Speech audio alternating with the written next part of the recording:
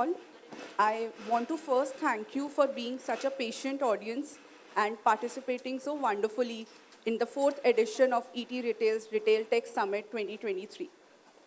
We have a very interesting fireside chat for you here on the theme how tech is empowering content creators by multiplying their monetization stream. And I have with me on stage one of the most loved content creators of the country with over 1.5 million Instagram followers, Mr. Raj Shamani. Thank you so much. I don't know about one of the most loved or no, but I know, yeah, like I definitely create some content which is relevant. So I think we all are a fan of your content, its thank you. relatability, and it's a pleasure to have you here, Raj. Pleasure is all mine. So to start with, Raj, before we go and explore the role of technology in this journey, as a creator and as being a part of the system, what is your outlook on the entire creator economy growing and what potential do you see? I'll tell you one positive thing and a negative thing. So the positive is, which I really believe in, every person sitting in this room will become a content creator in few years, either by force or by choice. And the reason why I'm saying this is because the only way to get discovered or to get people to trust you is by creating something or by telling them something. And then all of it is happening digitally.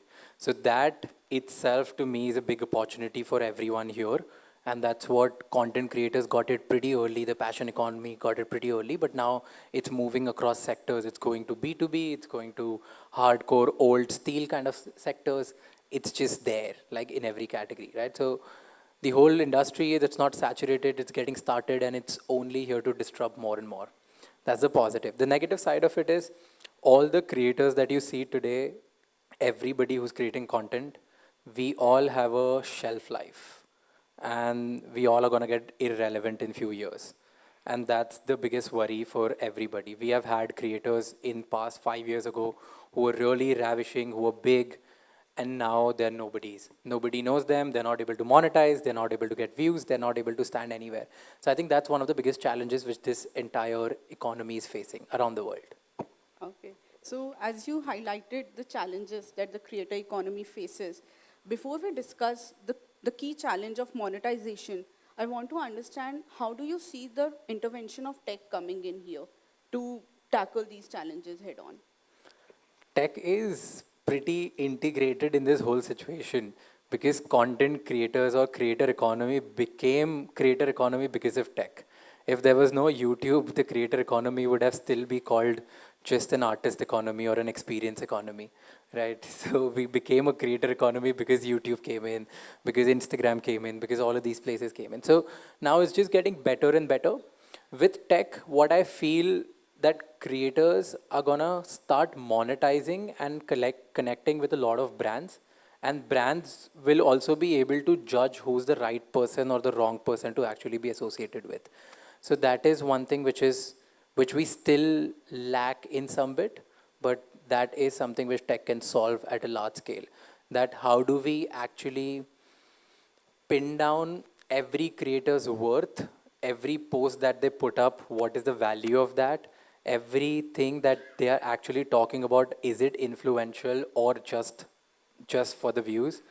Or how do we actually use these words and turn it into commerce, turn it into monetization, turn it into multiple other things of the impact areas? Okay. You highlighted the challenge of monetization. And in this respect, we have seen e-commerce growing as a very lucrative stream. So there's the trend of live commerce, there's social commerce, Instagram shopping. And how do you read into this stream? Okay, here's a pretty direct take. Okay, like don't quote me on this in a longer term. This is just my naive understanding of whatever I've understood, right? Live commerce in India doesn't work as much as it worked in China or Thailand. And the reason is that India hates salespeople. हमें ना sales वालों से बहुत नफरत है. हमें अच्छे नहीं लगते. Like we don't like salesmen. We don't have the culture of it. Anybody who's coming to us and be like, hey, you know what? Buy this. You're like, yaar, क्यों आ गया ये, right? And we shut down. In fact, we are one of the only like rarest countries जिनके gate के बाहर लिखा रहता है salesman not allowed. So that is like live commerce to me is that. That's why it works. It doesn't work as good as it worked in China or Thailand, where the whole community explores or discovers new products through somebody coming on live and doing it, right? Of course, one can argue that Naptol and Home Shop 18 and Telebrands were a hit at one time, but they were hit because of lack of products or lack of novelty products, right? Now all of them are available on multiple channels and marketplaces, so it's really difficult to scale that. That's why live commerce is pretty, I feel it's pretty subjective as of now. I don't know how it'll go beyond.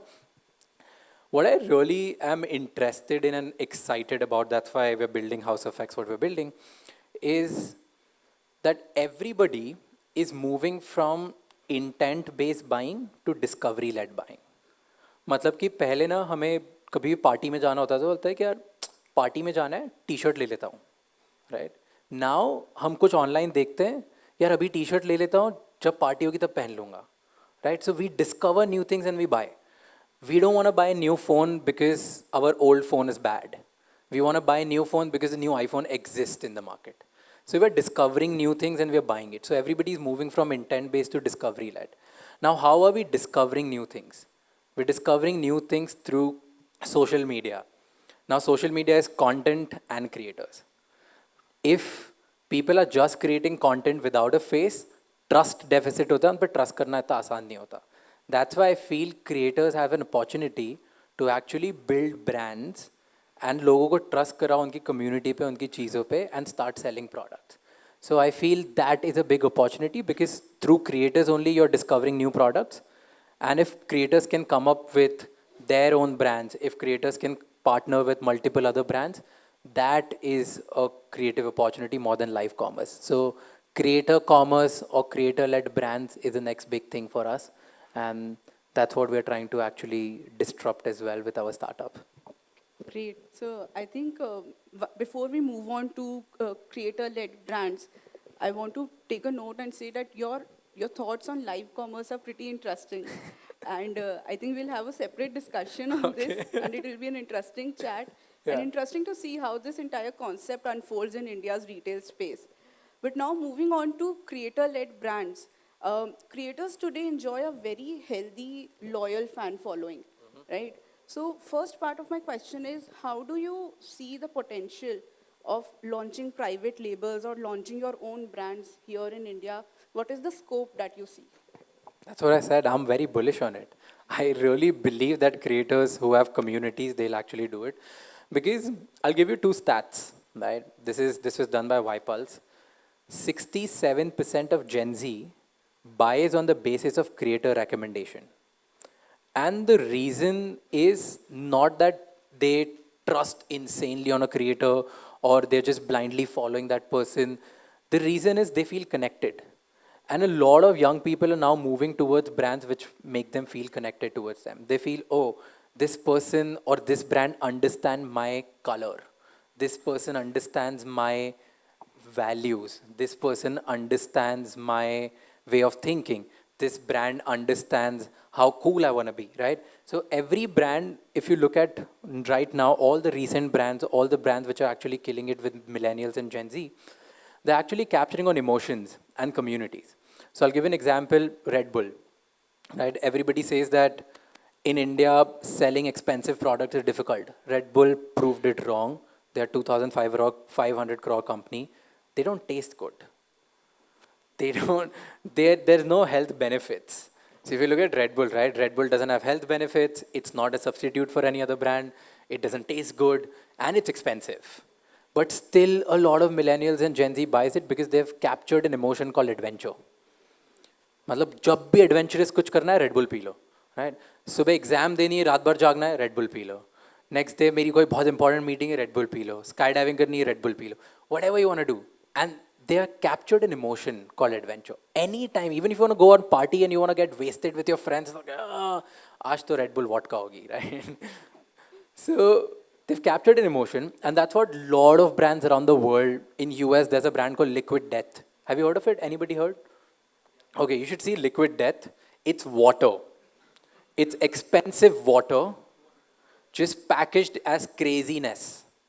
And they're right now valued at $1 billion. They sell more bottles than Evian in US. And Evian has been ages. Why all of this is happening? Because Gen Zs connect with emotions and community more than anything else. And that's what I think creators bring on table. Every creator, they're probably creating the same content. Let's say there's one gamer who's playing the same game, and there's another gamer who's playing the same game, but दो gamer आपस में लड़ते हैं. And उनकी communities भी लड़ती है. Because one gamer stands for, I come from tier 2 city and I'm going to win in tier 1 city. And the other gamer comes from massive winning को importance देता हूँ, मुझे कोई फर्क नहीं पड़ता cities से. Right? So everybody has their own communities, and once they form that community, they have an option to actually build something, some sort of product, and give their emotion to their community and spread their vibe. And that's exactly what is happening around the world. Kylie did with Kylie Cosmetics, Logan Paul did with Prime Drinks, Rihanna did with Fenty Beauty, and now we are doing in India with King. So we launched a brand called Blanco.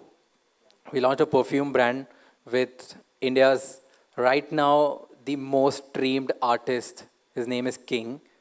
I don't know if you know. Do you guys know King? Yeah, okay. गाना सुना होगा ये पक्का है. Right, so we launched a brand with him, and what we wanted to essentially do, we launched a perfume brand with him. King stands for I Feel King. His whole brand is, my vibe is, I want to give you confidence. So we thought, how do we give confidence in a bottle? And that's what we started doing, and we started selling perfume through that. Within first 4 days, we were sold out. We sold just 2 stories of King. We didn't even start pushing. Just 2 stories of King sold 55 lakhs. Then 4 days later, we uploaded another content and a story of how we came up with this. We sold another 5,000 bottles. Right. So the community is so engaged, and we have not started selling that on Amazon or Flipkart or any other marketplace. It's just our website, which is building it up from scratch. So to me, that's a very clear sign of how creator-led brands are going to win. And the only way they can win is if traditional brands start teaching creators how you can actually leverage and build really good product. Because वो discovery के through एक बार तो बेच लेंगे, अगर traditional brands ने सिखाया नहीं कि अच्छा product बनाते कैसे हैं तो वापस कोई नहीं खरीदेगा. Great. I think wonderful insights there, Raj. I just have one last question before we wrap up our conversation. For the growth of this ecosystem and the beautiful and motivating outlook that you have set here, what is the commerce infrastructure that you believe the economy needs right now to support this growth? All right.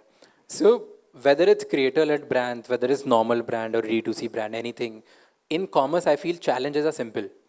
They start with ideation of the product, then it's sourcing, then warehousing, then shipping, then payment gateways, then customer service, and then the marketing angle comes in, right?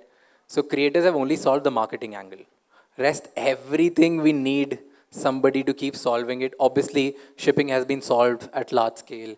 Warehousing is now getting solved. Multiple other things are getting solved. But we need something which connects all of this together so that there's one platform who helps creators come up with ideation, sourcing, warehousing, shipping, customer service, everything at large.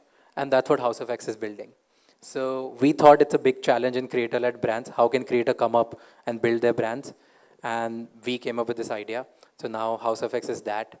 So we thought that is a challenge. If we see more challenges, I'm definitely going to put out and go loud about it, and whoever is going to help us, we'll partner with them to try to take this to next level. Wonderful. I think your outlook and your energy on, how the creator economy will grow, it's motivating and it's super exciting. And we'll all be looking forward to the growth of House of X and the creator economy at large. Thank you so much. I hope everyone here looks forward to creator commerce, not just us. Thank you, Raj. Thank you for joining us.